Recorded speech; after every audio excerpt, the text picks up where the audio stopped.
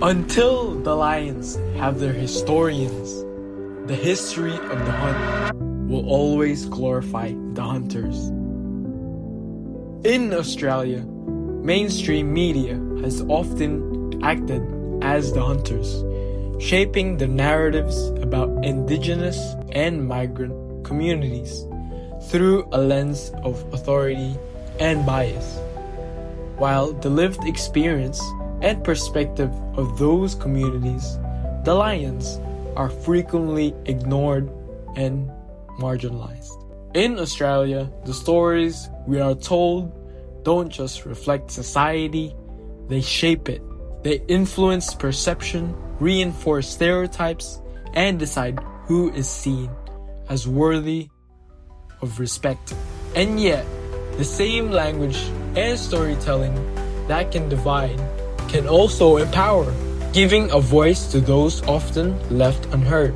Welcome to the World of Language, a podcast exploring how language shapes identity, perception, and influence. My name is Jamie Magapagal, and through my study of applied linguistics and communication at the University of Western Australia, as well as my own lived experience as a migrant, I've seen firsthand how language can empower, divide, and transform lives. This podcast aims to make listeners aware of how the Australian media represents different communities, to critically question stereotypes, and to reflect the impact of language and storytelling on public perception. Representation in Australian media significantly shape public perception, often in ways that go unnoticed. For instance, during the 1980s and 1990s, Vietnamese migrants arriving in Sydney, Cabramatta from war-torn regions were frequently depicted as criminals, a portrayal that reinforced fear, prejudice, and social exclusion. They were labeled by the media as lawbreakers, hordes, and a burden to taxpayers. These stories ignored the real social challenges refugees faced, such as trauma, poverty, and displacement.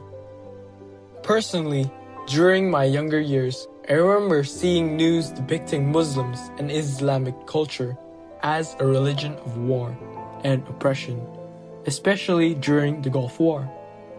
However, more recently, I was invited to a mosque by my Muslim friend to visit, and there I saw something very different.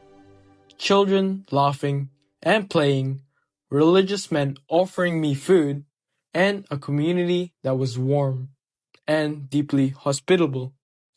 That experience shifted my mindset, showing me the religion not as one of violence, but as a faith rooted in peace, generosity, and belonging.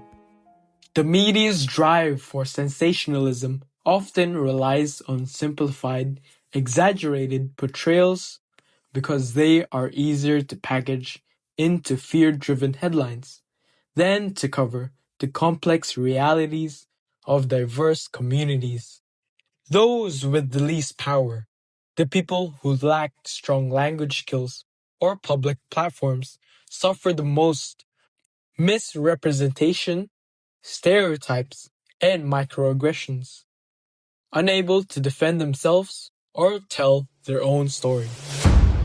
Looking historically, the Nazi parties in the 1930s and 40s Germany demonstrated how language and media can manipulate public perception.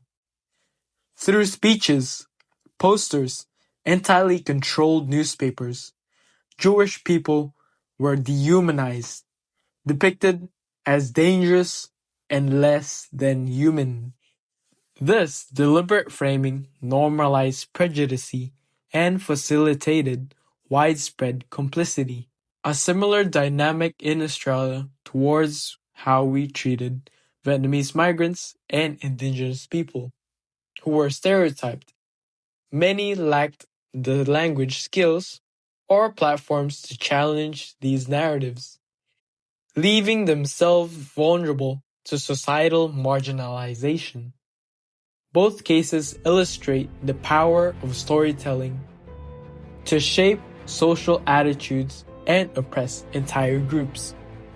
As we've explored how media shapes reality rather than merely reflecting it, sensationalized headlines about migrants or indigenous communities grab attention, sell papers, and spark fear. Even my own experience with Muslim representation during the Gulf War contrasted sharply with the generosity I witnessed firsthand, demonstrating how misleading these narratives can be. These drives for drama often serve as a political agendas. Refugees labeled as illegal or queue jumpers have been used to justify harsh border policies. Those without strong language skills or platforms are often the most vulnerable, left unable to counter stereotypes or defend their communities. Question what you accept as truth. Ask, is this portrayal fair and accurate, or is it exaggerated to serve someone else's agenda? Don't be quick to judge. Understand people's background.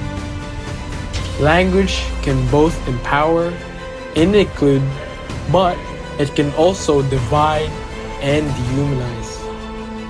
Every headline, every story, every discussion has the power to shape society. Moving forward critically, question boldly, and ensure that in Australia, the hunters do not write the whole story, and that the lions finally have their voice.